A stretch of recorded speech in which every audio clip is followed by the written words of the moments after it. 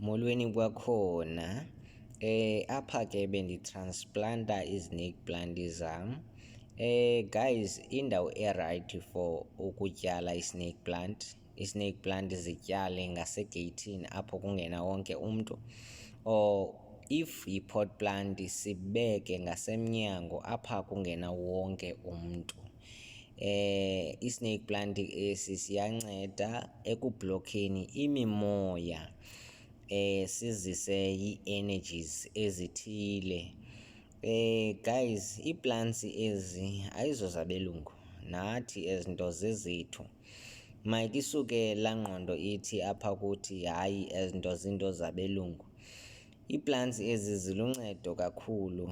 I-snake plant ke esi lilo iyeza lendlebe. Uyasithatha usitshise, umfimfise amanzi waso and then uwaqabaze apha endlebeni, izawuba rayithi loo ndlebe leyo. Unesilonda esingapholiyo, i-snake plant uyasitshisa usidibanise namafutha wentlwathi, eso silonda eso siyaphola. Nentuma ke iyasinceda, or umthuma lona umncinci uyasinceda isilonda esingapholiyo. Iyadi enesikholokotho guys, i-snake plant ayisondelwa nyoka. Nyoka zibalekela kude kwiyadi enesikholokotho. Yithathe iplanti yakho uma ngabe uzowulala, uyibeke apho nilala khona. Isikholokotho esi ke i-snake plant sigudi kakhulu ekufunxeni i-carbon dioxide sifake i-oxygen. So sona xa sifunxa laa carbon dioxide siyakhula, sifumana amandla woba siqhubekeke sikhule fast. Kwivlog elandelayo ke sizawuthetha nge-jade plant. Sineentlobo ze-jade plant eziyi-3. I-money plant,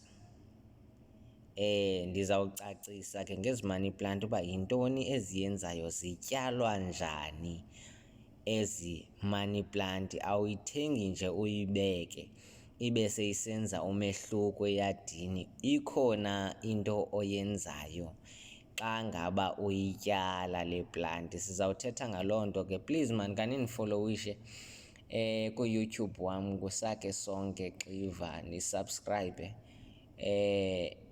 Khanifunde guys ngeplanti, khanizazeni ngamayeza la, ngamachiza esiwanikiweyo ngumdali. So kubalulekile sazi, siwasebenzise la mayeza. Kwakukhona oozikhikhi ababeselwa ngabantwana, kukhona ubushwa, amagangashane, zonke ezo nto ngoku inoba ziyaziphumela ziphinde ziziphelele, ziphinde ziziphumele ziphinde ziziphelele, azisasetyenziswa.